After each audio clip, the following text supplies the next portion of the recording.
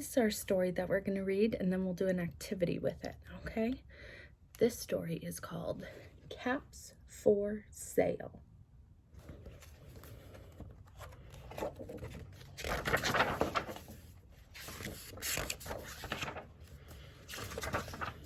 Once there was a peddler. A peddler is someone who sells something. Once there was a peddler who sold caps, but he was not like an ordinary peddler, carrying his wares on his back. He carried them on top of his head.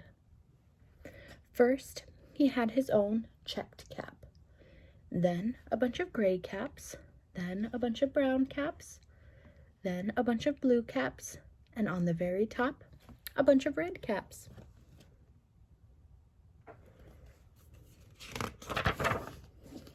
He walked up and down the street, holding himself very straight so as not to upset his caps. He didn't want them to fall, so he had to walk very straight and very careful. As he went along, he called, "Caps! Caps for sale! 50 cents a cap!" One morning, he couldn't sell any caps. He walked up the street and he walked down the street, calling, "Caps! Caps for sale! 50 cents a cap!" But nobody wanted any caps that morning. Nobody even wanted a red cap. He began to feel very hungry, but he had no money for lunch. "I think I'll go for a walk in the country," he said. And he walked out of town slowly, so not to upset his caps. He walked for a long time until he came to a great big tree. "That's a nice place for a rest," he thought. And he sat down very slowly under the tree and leaned back little by little against the tree trunk so as not to disturb the caps on his head. Then he put his hand up to feel if they were straight. First, his own checked cap, then the gray caps, then the brown caps, then the blue caps, then the red caps on the very top. They were all there, so he went to sleep. He slept for a long time. When he woke up, he felt refreshed and rested. Do you notice something? I noticed that there's something missing. But before standing up, he felt with his hand to make sure his caps were in the right place. And all he felt was his own checked cap. Oh no, what happened to all of his caps? He looked to the right of him, no caps.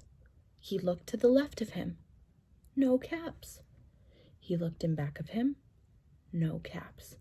He looked behind the tree, no caps. And then he looked up into the tree, and what do you think he saw?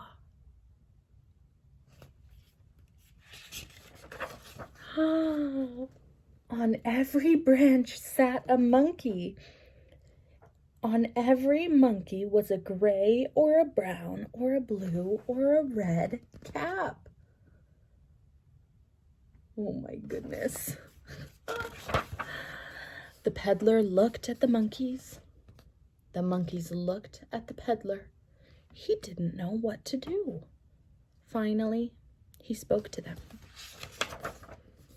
"You monkeys, you," he said, shaking a finger at them. "You give me back my caps." But the monkeys only shook their fingers back at him and said, "Zzz, zzz, zzz." This made the peddler angry. He shook both hands at them and said, "You monkeys, you give me back my caps." But the monkeys only shook both their hands back at him and said, "Zzz, zzz, zzz."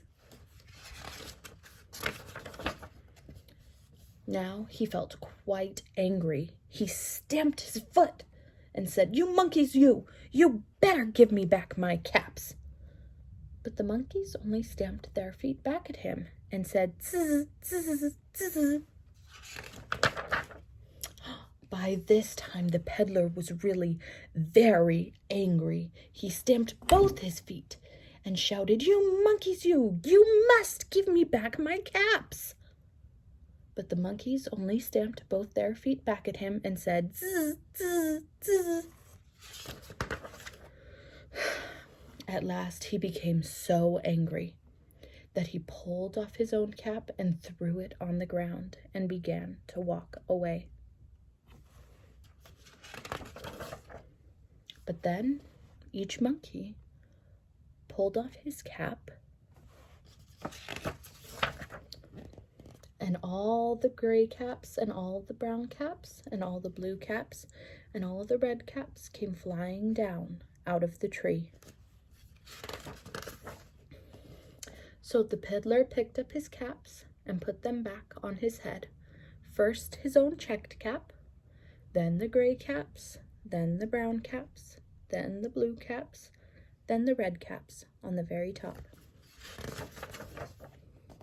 And slowly, he walked back to town calling, "Caps, caps for sale, 50 cents a cap." The end.